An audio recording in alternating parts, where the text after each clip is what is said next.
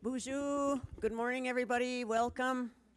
We will call the meeting to order. Roll call, please. Here. Here. Here. Yes, the Grinch is here.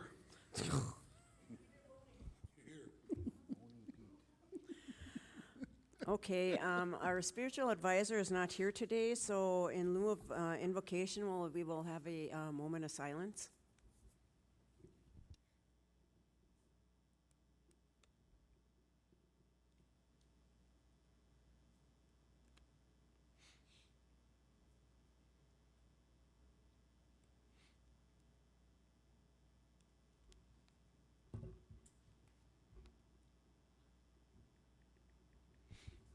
Miigwech, thank you. Approval of the agenda? Under Barb, we need to add a lease modification for Travis and Teresa Morrison. Was that this thing here? Under Barb, she's already on the agenda.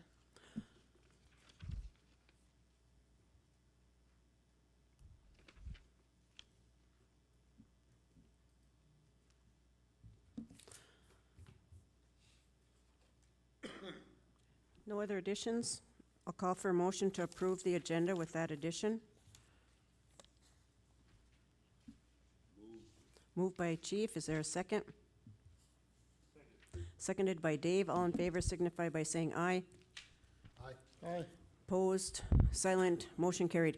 Just for the audience and the YouTube audience's knowledge, is we are having some sound issues, so there may be some breaks in sound or crackling that we cannot identify at this time, so we apologize for that, and we're just going to move on with the meeting now. Approval of the minutes from November 22nd, 2019 at Net Lake.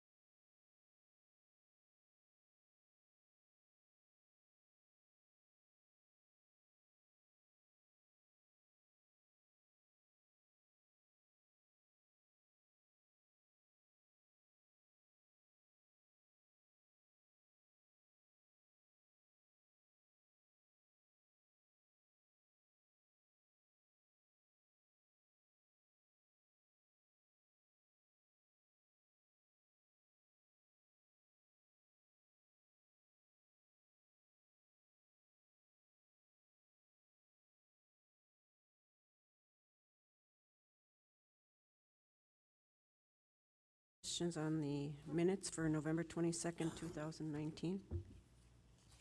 Or corrections?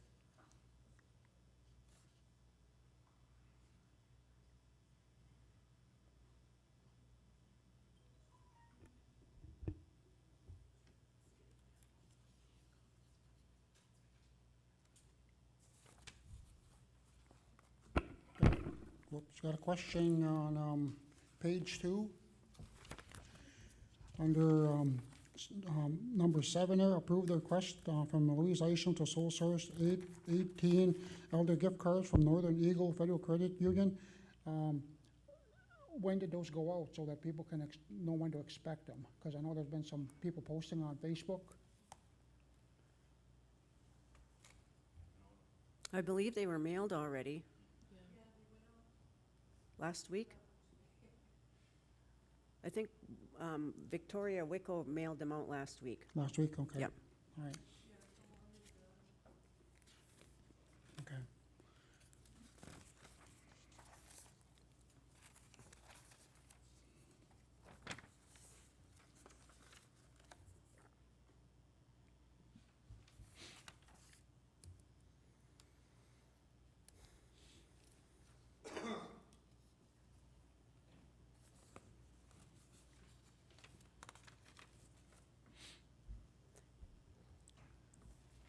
Any other questions on the minutes? And another one on page 4. It says, Shane Drift asked about campus sports. He said band members asking him questions and he wants to know if he can talk about it. Chairwoman Shaver said a notice should go out to the people on that. She asked when it's appropriate. Jenna Letty said Rita Bowl will send an answer by the end of the day. Did we ever get that answer? Yeah, he said, generally speaking, anything that's not an executive is fair game essentially to discuss. Okay. Okay, thank you. Okay. Any other questions? Now I'll call for a motion to approve the minutes from November 22nd, 2019 in Net Lake. Moved by Chief. Is there a second? Second. Seconded by Travis. All in favor signify by saying aye. Aye. Opposed? Silent? Motion carried. Next, we have an introduction of new staff. We don't have a mic there. We don't have a mic there.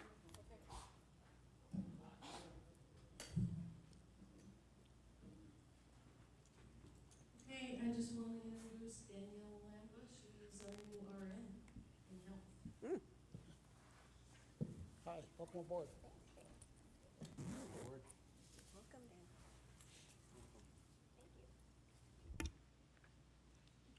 We also had 2 other people, but they aren't able to come today.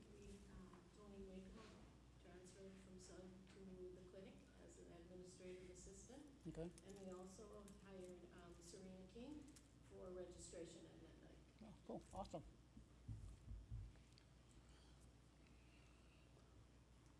We have 3 new staff at New.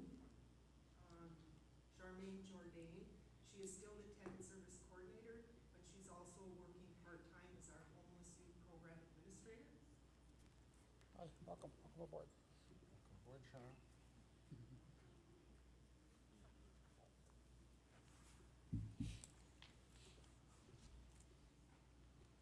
We have Teresa Drift, who isn't able to be here this morning. She's our case manager.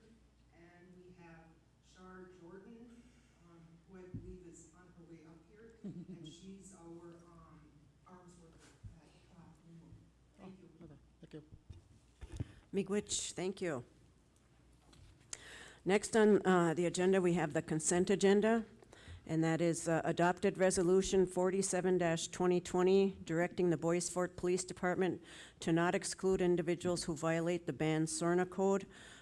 We are having public meetings on that at this point, and that's why the resolution was adopted, because we need community input on regards to the SORNA code. Approve the shutdown process, Phase 1, travel restrictions and purchasing restrictions. Approve the request to sole source the venue from Fortune Bay for the RTG staff holiday party in the amount of $7,002.50. Approved a $5,000 contribution to Mark Anderson's funeral. Approved a $5,000 contribution to Tom Bach.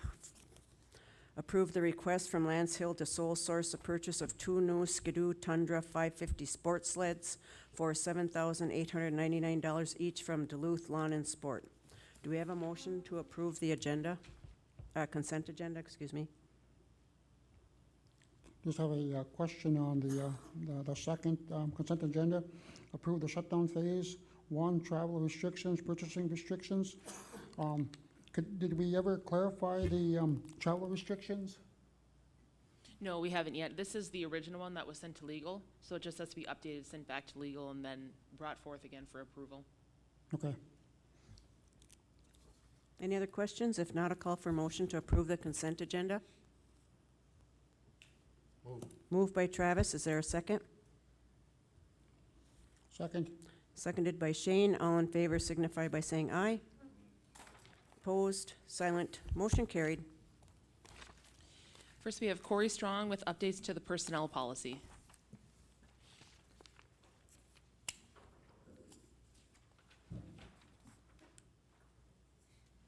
And for anyone speaking, they're saying on YouTube that they can't hear well out of that mic, so if you can make sure that you're speaking close to the microphone so that they can hear on YouTube.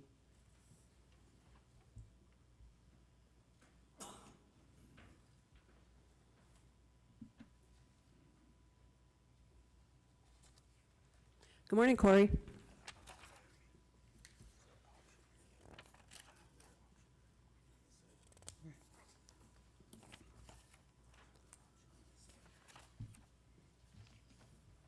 Thank you.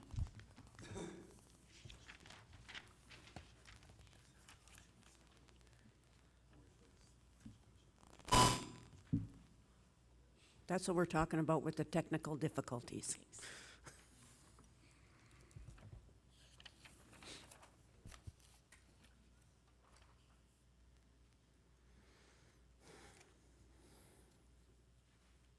Okay, good morning. Good morning. We have a couple additions that we want to add to the personnel policy. A couple of updates. The first one is under the section for interviews.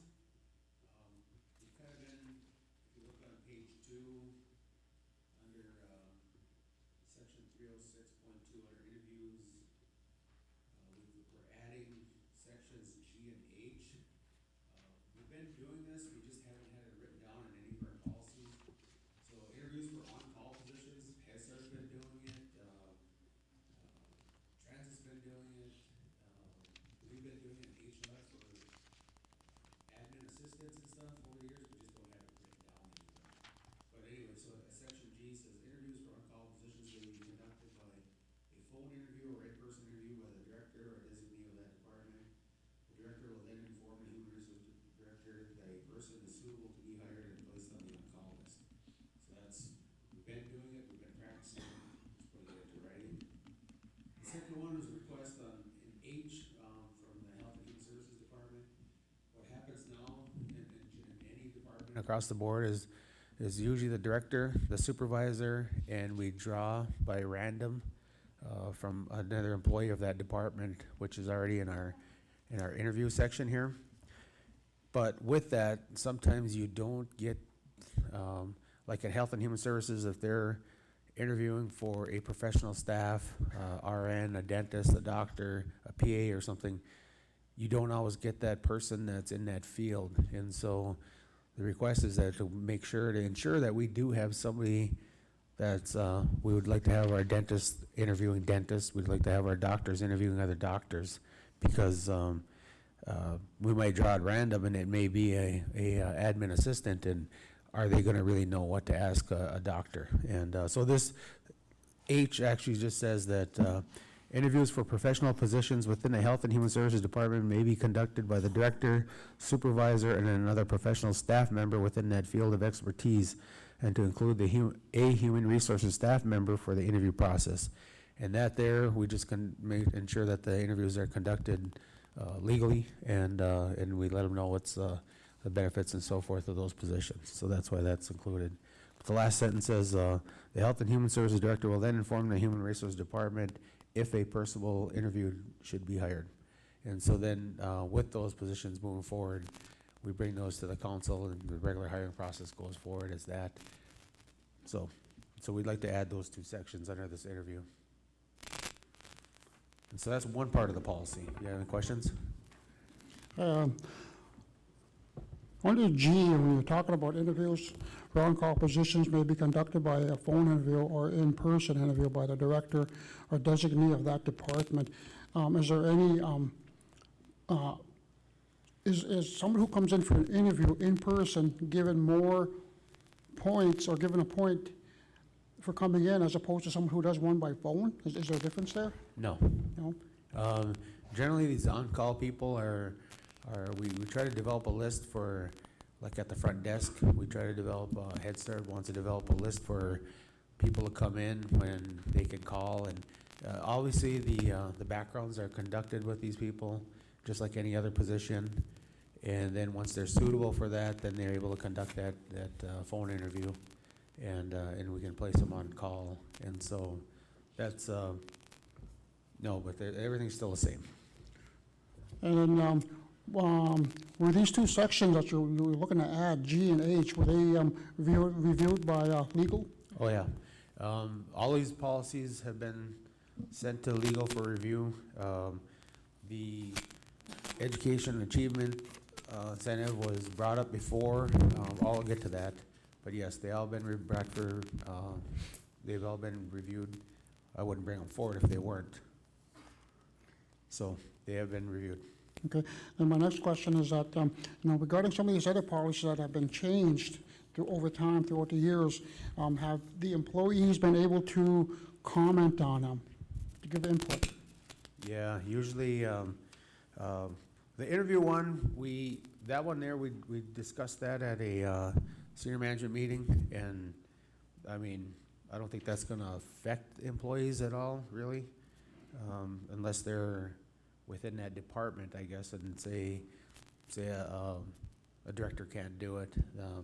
Like in the past, the education director hasn't been able to do the on-call interviews, so then the Head Start director's done the interviews. Okay, So another employee. So then what I'm hearing is that basically for these two that you're looking to add, people really haven't had a chance to comment on them or make any suggestions or anything? No. No? Okay. But we've been doing, well, the first one we've been doing, and I would say, I think the first one has been in place, and Head Start's been doing that since Judy Anderson? Since Judy Anderson was a Head Start director 20 years ago. So it's been happening. It's Just when needs to we be look put in for it to policy. be in writing, it's not there. So we just want to get that clarified. Mm-hmm.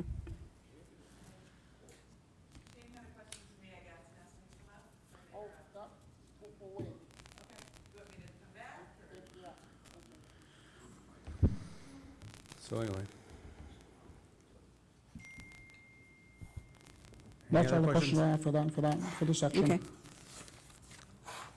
The second section that we want to add to that is work conditions, exempt, non-exempt. Right now, I know in some of our senior management meetings, in our discussions, Jenna asked me to come up with an exempt policy, and we've discussed this numerous times at the senior management meetings. All employees under 401.1, a new section, it says, all we're doing is clarifying this, exempt employees. Employees who are classified as exempt employees are identified in section 310-1, basically under the Fair Labor and Standards Act section. All employees who are classified as exempt will no longer have to clock in on the time track system, as they'll all be set at 80 hours. 401.2, basically just, and there's nothing changed here. All non-exempt employees are still required to clock in and out of the time system currently in place, and whatever that time system may be at that point. So it'll apply, it's just a little bit of clarification. But the addition was, here was the exempt system, exempt for the exempt Okay. supervisors and managers. My same questions from the previous one. So these have been reviewed by the legal counsel, our legal counsel? Yep, all of these have been All sent of to them? legal. Okay. It says right on the front page here, that it says date reviewed by the tribal attorney. Okay.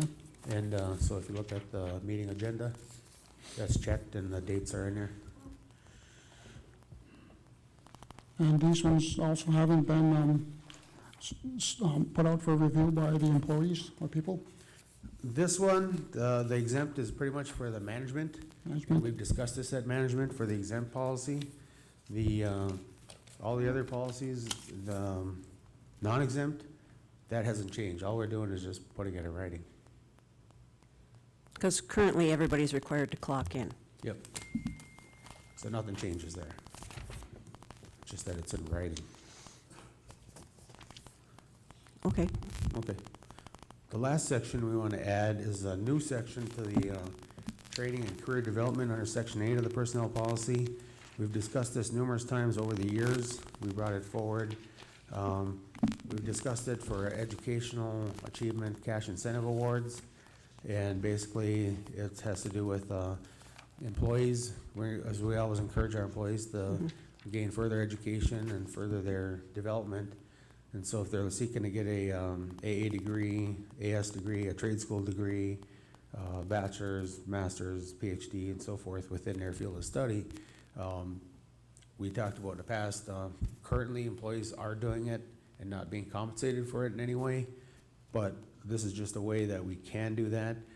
We've also had some pay adjustments that have happened where people have gotten further certifications in licensing and have had pay adjustments for that. And so what they wanted to do was at least have a policy in place that addresses that. And so what we did is we discussed this, like I said, over the years, and we've pretty much developed it to where it's at now. This was developed and discussed at the senior management level. We put it out for public comment. All the comments, employees had a chance to comment on it. And within that, then we made the necessary adjustments. And we sent it off for legal for their review. And now it's back here. And I think it was the October 16th meeting. You guys said to get the cash incentive award policy in place at the next RTC meeting. It wasn't ready for the November 22nd meeting because legal hadn't totally reviewed it yet, or we didn't receive it back from legal.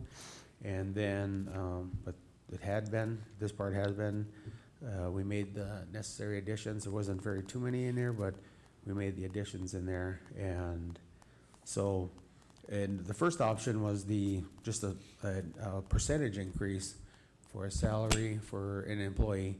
So if they were able to get their A degree or whatever, we were proposing a 3% increase. If they received a bachelor, a BA or BS degree, possibly up to a 5%, master's or a Master of Science degree to a 7%, PhD or doctorate degree or law degree within that field, and an additional 7%. So these things here were there. In the past, we actually talked about, do we want to do a one lump sum payment to the employees? And I know that that's been brought up, so that's why I added the second page, just with some numbers that we had discussed, like I said, in the past, and it has been at the senior management level, and we've been discussing about rewarding those employees. So, so this whole new 802 Educational Achievement Cash Incentive Award is all new. This has been out for comment to all employees. It's been posted, and so that's the process. Corey, I have a question. What if somebody gets and I'm going to use the example of, let's say, let's use Public Works as an example. I hate to say it, but we always use Public Works as an example. Somebody obtains their CDL. That's not within this scope. And then also I'm thinking about the Head Start teachers to get their teaching certificate. That's not a AA, is it? BA for Head Start, okay. And if, I know Christine is not available at the mic, but if the Head Start teachers get their BA in teaching, then you would incorporate that, if that 5% increase went on the annual, on the dollar amount, the 5% increase on the salary, you could incorporate that in your budgets? Well, that was one of the things that I had mentioned with my discussions with Jenna, was that, you know, a lot of this would also be based on, do you have it in your budget? Okay. You know, because, and maybe we add that in there, it's like based on budget or funds available within their budget. Because I know that in the past, if I've suggested something or recommended something, I made sure I had it within my budget, and rather than just arbitrarily giving someone a pay increase and not knowing are there funds available? Because that doesn't,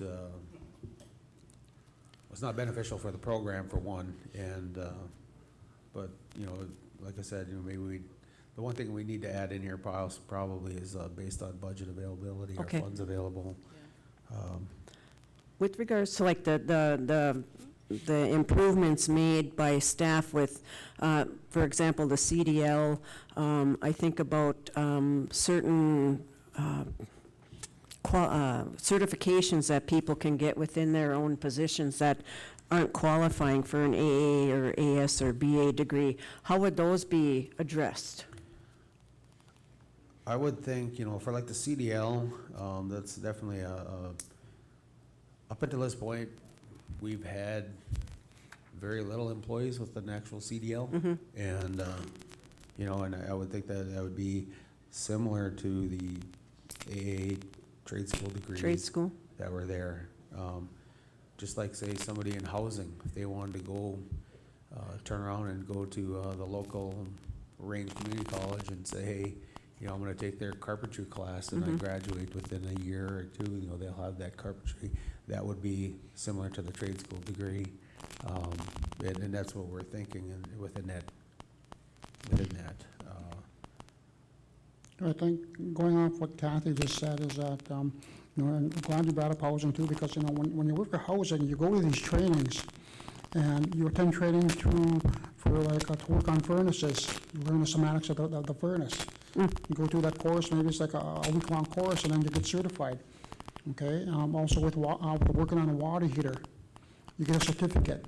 Same thing with victim services. When you go to training for domestic abuse and or sexual assault advocacy, you get a certificate that shows that you're able to do the job. And does that reflect in here? No. Within the maintenance departments, if you guys recall, there's a maintenance 1, a maintenance 2, and a maintenance 3. And so there's like 9 or 10 different certifications that they can get. And a certification, we discussed it, that's the senior management level, is gonna be, is that me? No, that's our technical Okay. difficulties. We So anyway, like a apologize. certification, like I go for a week long and I get my certification to work on that, it's gonna be different from if you're attending a year-long school where you're actually going through there. But getting back to the maintenance department, you have maintenance 1, you have maintenance 2, and maintenance 3. That's already been built into those job descriptions where if you obtain 4, so I'm just throwing it out there, I know there's certain numbers, I think it's like 3 or 4 to be qualified as a maintenance 1 person. All of a sudden you get a few more certifications, all of a sudden you have 6 out of 9, your supervisor can bump you to a maintenance 2 position. And the same thing within the maintenance 3, if they get all of their boilers licensed, they get all these different licenses and certifications, they can already be, that's already in place, that's already happening within the maintenance department. Now, with CD and the individuals there, if you look at 802.1 eligibility criteria, C in that section, it says if a degree cannot be obtained without first obtaining a bachelor's degree, but authorize the employee to perform new duties in the field without first obtaining additional degrees of degree, then it should be given consideration to a master's degree. And so one of the comments there was that if they need a certain degree to be able to perform and this came from their employees that had commented on it and that said, hey, you know, we're required to get a certain level of education, but now we need these other certifications that they have to go to that they're going to a facility or going to school for it to be able to come back and work.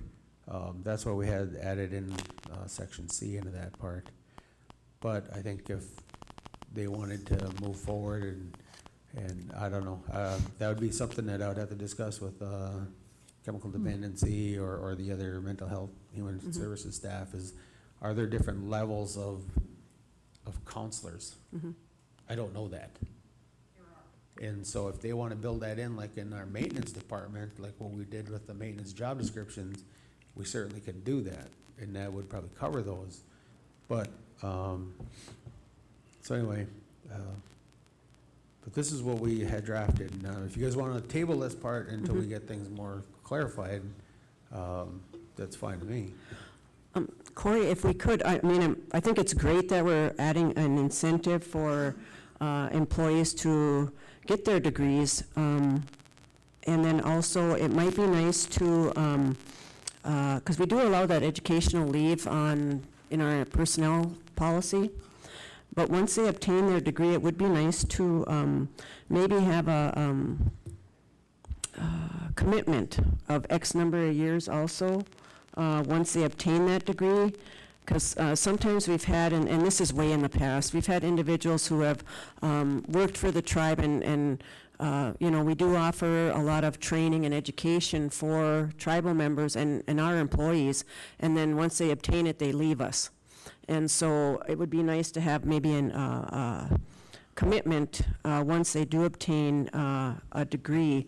The other thing I think is that each department, I think, will have their own, like CD, like you mentioned with CD, with the different counselors, and like within the health field, I was thinking of an admin assistant that moves up from an admin assistant to a medical assistant that has taken education to improve themselves with that. So I think each department, and even DNR might have a different issue, but maybe if that could, maybe go back to the departments and see about like the CDLs, the health and the chemical dependency counselors, coming up with just another option for those individuals to get those certifications, because sometimes those are really important as far as billable things within the health and human services field, but also improving the employee to want to get that certification, and then going up that ladder to those degrees. Kind of like a step-by-step type thing. Is that possible to do that within the departments?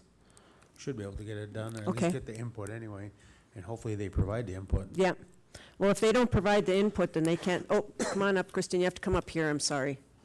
Well, that's okay. I mean, we don't have a mic, so you have to talk in this one, I'm sorry. We gotta see you on YouTube. I was just going to say that Head Start has teacher contracts, so that if we have any Head Start or tribal money that goes towards supporting their education, then they're required to stay with us for 3 years. Oh. Other than that, if they don't, then they have to pay back the money. Okay, would you be willing to share that wordage and stuff with, Yeah. Okay, great, thank you. Okay, would you mind if we tabled this at this point to get that other input in? Can we table the section 8? Oh, wait, no. Approve the yep. section 306 with the interviews, and The other parts section are 4 okay with the exempt and non-exempt, Yeah, and then table section 8. yeah, if that's okay with the council here. What do you guys want to do? Table at section 8? Okay. Do we have a motion to approve the changes to the personnel policy, section 306.2, adding G and H, and also section 4, 401.1, 401.2, exempt, non-exempt, to the personnel policy? Do we have a motion to approve that? Moved by Chief, is there a second? Seconded by Dave, all in favor signify by saying aye. Aye. Opposed, silent, motion carried. Do we have a motion to table section 802 for further input from programs, and to be presented at a later date? Move. Oh, moved by Second. Travis, seconded by Shane, all in favor signify by saying aye. Opposed, silent, motion carried. Corey, when did you plan on having, are you going to get a notice to all employees on this and then an effective date? Yeah, we'll Okay. get that. Probably effective, these ones will be effective today because Yep. they're really not affecting any We're like already- any daily operation things. Yeah, we're but, already doing this. Or we will do start the next few years because it will affect comp time. Okay. Change that policy as well. Okay. Okay, thank you. Okay, we got Thank you, Corey. Next we have Christine Lundenbaum, the sole source request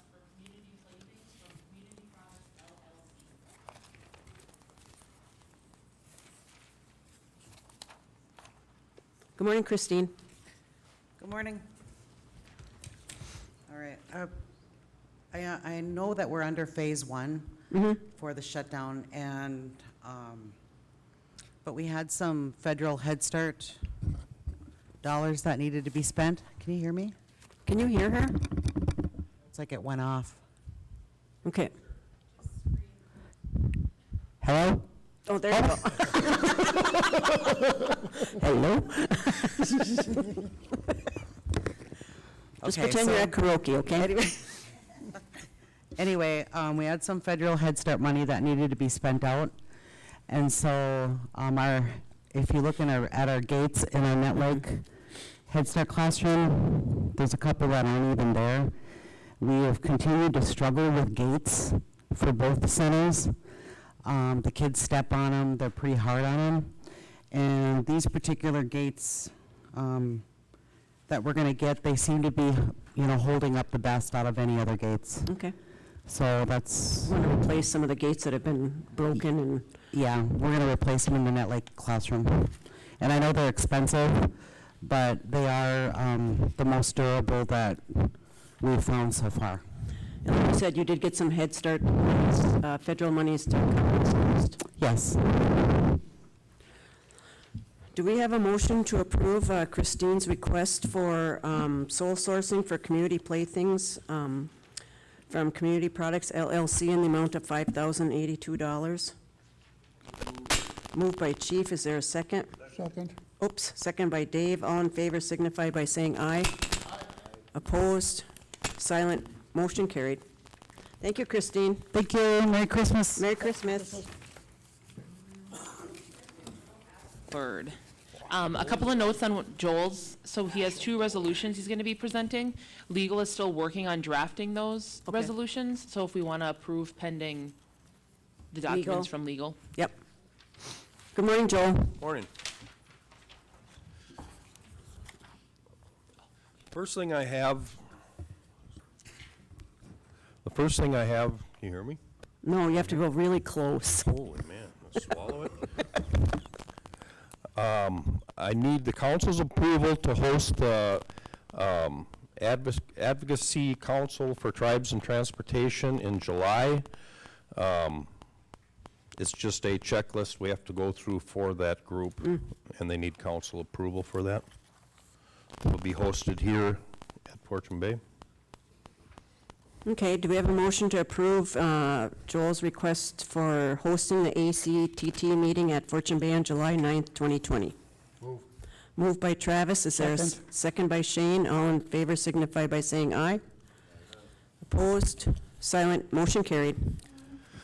Okay, thank you. The next thing I have is the retained services addendum for the roads, transportation roads, for $10,000 through the BIA for them to do project engineering.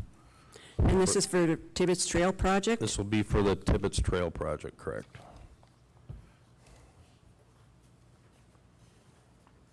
Okay. Do we have a motion to approve the pending resolution from legal with regards to the retained services addendum with the BIA in the amount of $10,000 for the Tibbetts Trail project? Move. Moved by Shane, is there a second? Second by Chief, all in favor signify by saying aye. Aye. Opposed, silent, motion carried. Okay, the last thing I have is approval of the Tribal Transportation Improvement Plan from the years 2020 to 2023. What are some of the projects, Joel, that you're looking at with this? Well, coming up in 2020, we're going to be doing at least the first 500 feet of Tibbetts Trail where it's buckling. We're going to there's really bad drainage coming off those new housing units off that back hill, and it's making the ground heave underneath, so we're going to have to dig up that road, replace the curb and gutter, and we're going to have to dig down to the subsurface and put some stabilization in there. So Okay, That'll be the biggest project for 2020. We will be chip sealing a lot of the roads in Net Lake this year, but that'll fall under the road maintenance section. We'll also be repairing the end of West Duffy Road, where that's heaving. We have to change the drainage there, but that also will fall under the maintenance program. Okay. Good.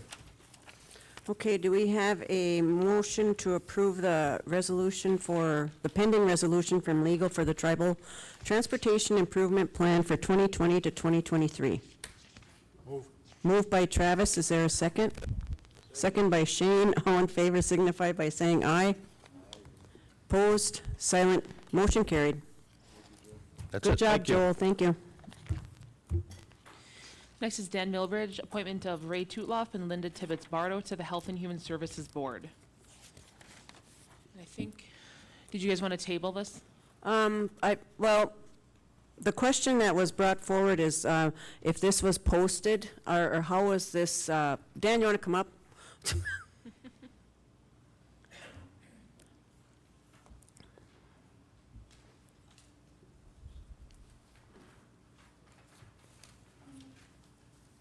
Dan, maybe you can explain the process on how these individuals were chosen, or what you did to get appointments for the, and these are for elder positions, correct? Right, they're not paid positions, although there might be meeting stipends involved. It's to sit on our Health and Human Services newly created board that hasn't started yet. So we put kind of a notice in the elders newsletter, Okay. seeking elders that were interested, and if they were interested, they would write me a letter. Okay. And I would bring that to the council, and since I didn't know that, since this wasn't a paid position, I guess I wasn't aware that if it needs to be posted or not. Okay. I know usually with most committees that we get that they are posted publicly within the community, and that sometimes a lot of the elders don't receive the elder newsletter, I don't believe. I'm not sure. But do you guys want to go with these appointments, or do you want them posted for, is that all you got, was it 2 applicants? Yes. Okay.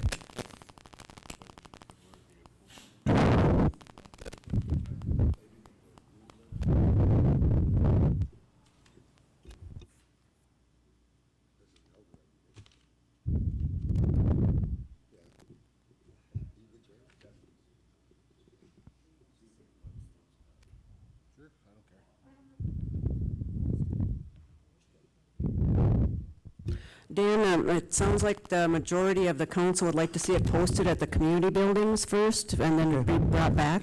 Sure. And then maybe put on their posting that interested members can send you, or interested people can send you a letter, why they want to be on the committee. Sure. Okay, great. Hey, thanks. So we'll just table this at this time, okay? Okay.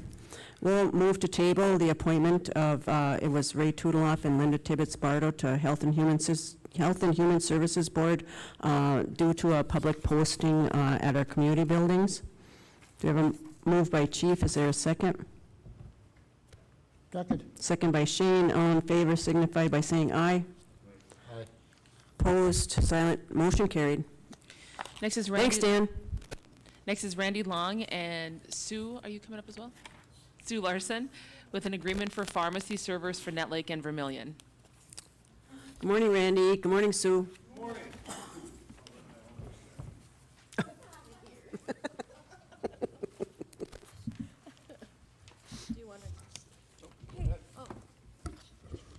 Okay, what we're actually asking for is for this to be sole source. This is through McKesson. With the expansion of the pharmacies, we have to maintain 2 separate servers at each location. So one is, so we get the VA price, and the other one is for public, if we Okay. go public. So we want to stay with McKesson because that's who we currently have. So in order to do that, it would be around $25,000 for the 2 servers and support. In Net And Lake. dollars would come out of the health budget, so. So the Net Lake and Vermillion, the total is $25,590. Yes. Okay. Yep, You're talking about computer servers, right? yes, yes. Yes. Shoom, all over there. Okay, and do we have any other comments for Sue or Randy with regards to the pharmacy servers? I think that, we should just give a little bit of give the people an idea where we're going with this, with having two separate servers and what it's for. Randy, can you explain? Hang on, The intent of these servers is to what it will do is allow us to keep two separate databases for, primarily for keeping track of medications within the pharmacies. Our intention is to open up the pharmacies to the public. In doing so, these servers are needed to maintain that inventory. So, Yeah. So basically, one's for like the band members, and then the other one's for the general public. If we only have like 20 people coming into our pharmacies, but now we can have 100, so you see that how that's going to benefit our pharmacy, our clinics, our health office. And that's a huge plus for us. I know that our health staff, and also I believe Shane and Peter maybe went to Red Cliff in Wisconsin, the Red Cliff tribe, as they have opened their clinic to everybody. And that's the council has also passed a resolution in support of that already. So this is just getting ready for that transition because we do have to keep the medications separate with regards to collecting the data on the IHS people that are eligible versus the non-Indian that are going to be utilizing the clinic for their services. I think that it would be a wise thing to do is to point out is that this is not taking away No. any services or medications from our band members. This is helping our pharmacy, our clinic, our health office. Okay. Any other comments? If not, I'll call for, wait, Pam. You got to come up here. You got to sit with those two. Here, I'll get up, you can sit. I just have a question in regards to when you're opening up the clinic. My question is, does that also include substance use? Because I know Vern LaPlante had talked to me about that. Because currently, our program takes our band members or their significant others, the households. And if you open up your clinic, that means we have to open up our program, unless there's something exempt in there. Personally, I would think that we would have to discuss that with CD. Right now, it's just the medical dental Okay. clinics and the pharmacy that was addressed. So that needs to be something discussed with the SUD unit. Okay, thank you. I think that, kind of taking it one step further, is that we met with Vern LaPlante last week, and we are looking at taking a step at getting some of our workers to become, what's that, eligibility? Yeah, we're going to be looking at the eligibility determinations. So, yeah, so we are going to taking a step in that direction, so thank you for bringing that up there, Pam. Okay, do we have a motion to approve the agreement for pharmacy service for Net Lake and Vermillion as a sole source request with McKesson in the amount of $25,590 to be paid out of the health fund? Move. Moved by Shane, is there a second? Second. Second by Travis, all in favor signify by saying aye. Opposed, silent, motion carried. Thank you. Good job, thank you. Next, we have Barb Rodine.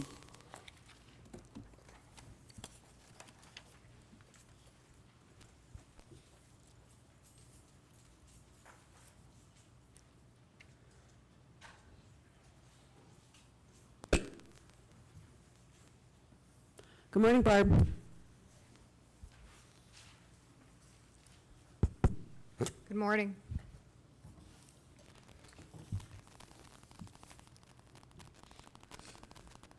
First item I have is a resolution that is an addendum, basically, to a resolution that was passed prior. It was resolution number 61, 2019, and in that resolution, the wording was Boys Fort Band of Chippewa Indians, and when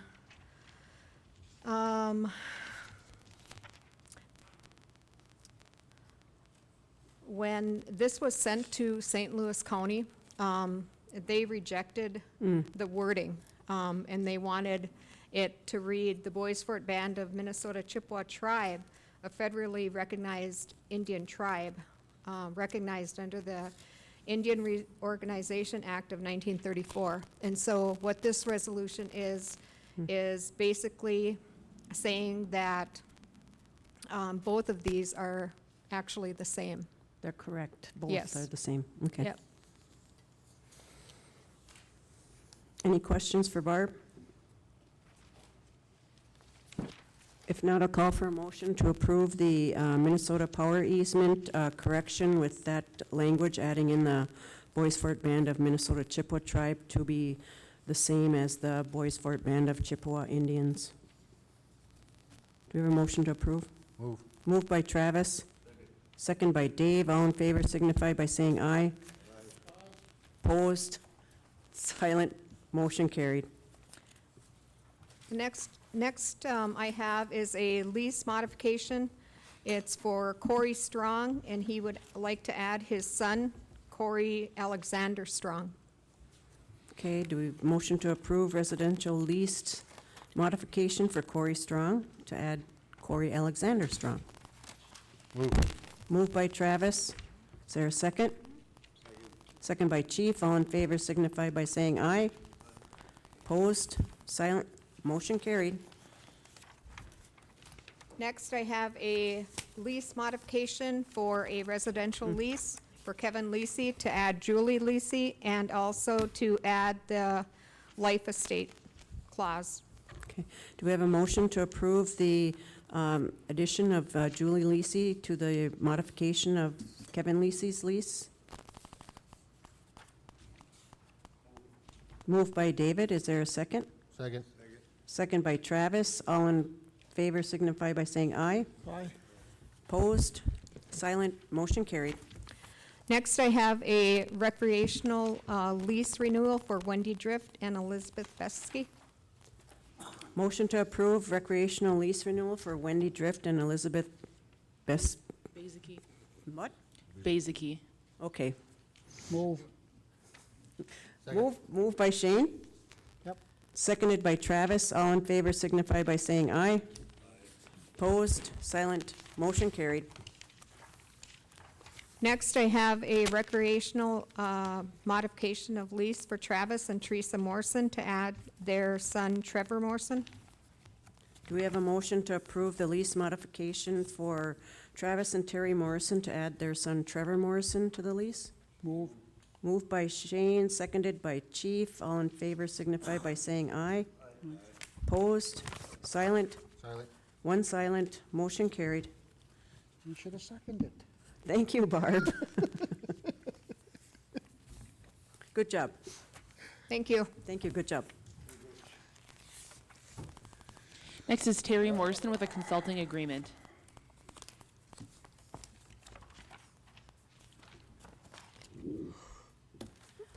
Good morning, Terry. Okay, so I'm going to give you a little bit of background. This agreement will be paid fully by a grant through the Money Follows the Person grant through DHS. The purpose of the consulting is, as you can, I think I attached her qualifications. She's currently working with Mille Lacs, and she's worked with a bunch of tribes across Wisconsin and through the nation to help them look at their services that we're already providing that we should be able to bill for. She is very familiar with DHS and working around the system, because currently when we've been talking to DHS, we're not getting answers. So she is going to sit down with us and possibly housing and a couple other departments to see what services we're already providing that we can start billing for. And the ones that would be billable would be for clients that are on waiver services. So like chore services, shoveling, that kind of stuff. So we're hoping we'll be able to capture some money back for services we're already providing. She's also going to work with us to set up a plan, like a work plan for probably about 3 to 5 years of where we can work to get, like, we would move from just doing this, then to maybe offering other services. So she's gonna look and see what else we can expand on. Okay. I think we brought this up with when we met with Bird and Plant last week, didn't we? When Yes, we talked did. about some, when they're billing for services, and if there's something that has to go before, I can't remember, help me out here, if it goes before the state to amend it, to approve it, but then that's a lengthy process, if I can remember that correctly. So, and how many services do you currently have that you're not able to bill for? That's what she's gonna sit down and work with us on. That's okay. Yep. Don't know the amount yet, okay. So Terry, this is mainly geared towards like elderly and disabled individuals Correct. that are eligible for the waiver programs? Yes, correct. Okay. Okay. So it'll be an enhanced service, plus a plan for the next 3 to 5 Yep. years. Nice.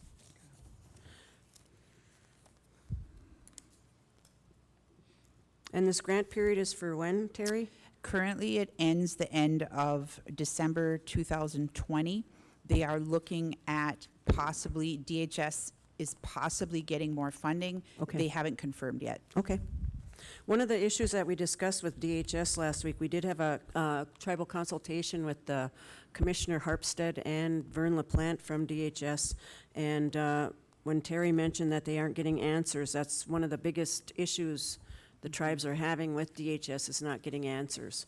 And so that was addressed with Commissioner Harpstead and Vern LaPlante, the tribal liaison, to get improvement in that area, because that's not only Bois Fort's issue. I know I've heard of other tribes that are having the same issues. So that hopefully will improve, and if it doesn't, we just let us know, and we need to know if you're not getting answers. Okay. I think this will be a great service for our health department, for the community health program. It gives you some help and some direction. It also will help improve and enhance services that currently are not being able to be provided, so and a grant to pay for it. It's a win-win. Yeah. Good job. And I've been working with Lynette also Okay, from good billing. job. Yep, she's been involved in the meetings. Good job. And what question here is what fund is going to pay for this? What's going to cover this expense? The money follows the person grant from DHS. DHS, okay. How do you say this? Consulting agreement? I don't know how to say Oh. the name. Do you, Shane? Elena Seep. Elena Seep is the Yes, contractor, and she's, but it's yeah. consulting services, and it's Anawea, something like that. Excuse my, if it's incorrect. Do we have any other questions for Terry? If not, I'll call for a motion to approve Elena Seep, AKA Anawea Consulting Agreement.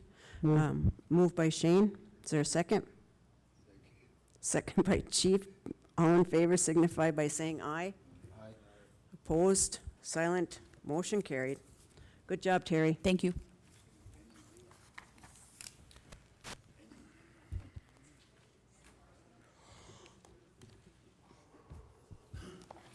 Good morning, Pam. Good morning, everyone. So what I have before you is, it's the HIPAA sanction policy.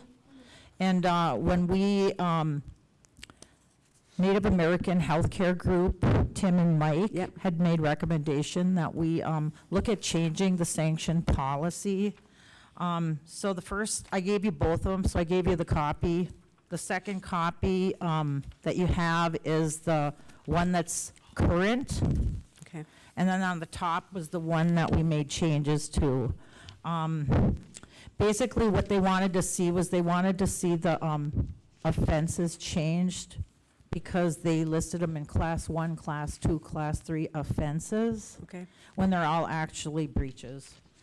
So he just wanted them defined. And then for the sanction policy, that also followed in class 1, class 2, class 3. And what they would like is they would like it to follow the Bois Forte HR discipline policy. Okay. And it really makes sense. All our policies should be consistent. Yes. Good. It was reviewed by Mike. Okay. Good. And this is reviewed by legal counsel? Yep, Mike Murphy. Okay, Yep, Mike. good, good. Yes. I know that the health department has been making great strides in this area, and good job, Pam. Because, you know, it's really important with HIPAA and confidentiality and making sure we have all the proper policies in place, so good job. Thanks. Well, we have a really great health and human service staff. Yeah. Do we have a motion to approve the Health and Human Services sanction policy? Moved by Chief. Is there a second? Second. Second by Shane. All in favor signify by saying aye. Aye. Opposed? Silent? Motion carried. Miigwech. Good job, Miigwech, Pam. thank you. Good job. Okay, so first what I have is just an update on our workforce development grant that we got from the Northland Foundation for the Boys and Girls Club. Typically, moving forward, Janan and Jesse will be here presenting this as well. But just an update so we got the grant, and the first step in the grant was doing an assessment on our clubs to figure out where do we sit with workforce development. And then based on that assessment, we were given a list of action items that we should focus on for the clubs, and that's the step that we're on right now. And so some of the things so far that we've got is just establishing it as a priority for the clubs, taking steps like making sure we have a club representative at our workforce meetings for the government, establishing our budget for the Boys and Girls Club for workforce development. We're gonna get a letter out to the community, let them know what we're doing. We want to establish a space in the club for teens that we can post job postings and have just different resources and material for interview help, that kind of thing. And we have help as well through Boys and Girls Club to kind of move through with some of these things. So that's our update that we have right now, but we'll bring these every month and let you guys know what we're working on Okay. as we work through this grant and the changes that you'll see at the club. Okay.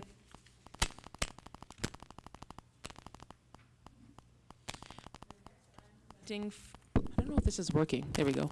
Next, I'm just presenting for Tracy, and she's updating the 2020 Boys Forward Registrar fees. So previously, it had prices for like 2014 and newer. And you guys can see the changes that she's got. So tab renewal is 2014 and newer. She's changing that to 2017 and newer. So the prices are all staying the same. It's just the years are being kind of shifted forward. Yep. Uh-oh. I died. Hello? Okay, just checking. Any questions on the updated 2020 Boys Fort Registrar fees? And like Jenna mentioned, the fees are not being changed. It's just the dates on the licensing is being changed from 2017 and newer.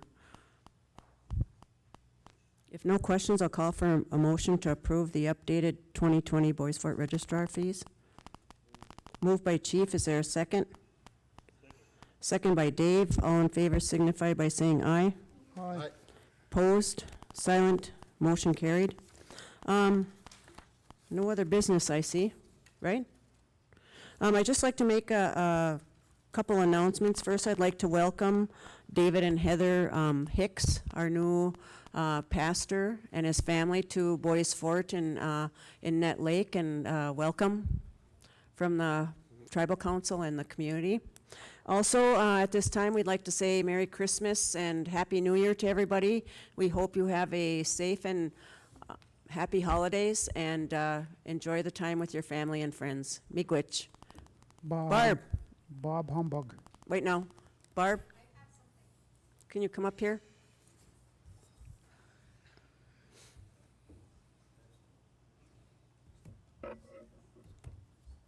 Oh, okay. Yes, Barb? I had requested before, I know the budgets haven't been passed yet, but a while back, I had made a request that the next time we do a appreciation for the firefighters and the EMTs, that the Vermillion side be included. And so I'd like to make that request again. Okay. So that it be, because I did get a response back that it wasn't in the budget last Okay. time. So I'd like to make a request that it be included in the budget this time. Thank you, Barb, for that All right. request. Thanks for keeping it on our radar. Okay, thanks. Miigwech. Peter has something to say, or Chief.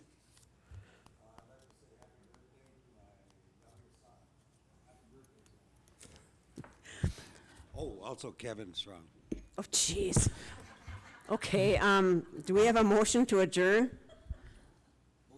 Moved by Chief, is there a second? Second. Second by Shane, all in favor signify by saying aye. Aye.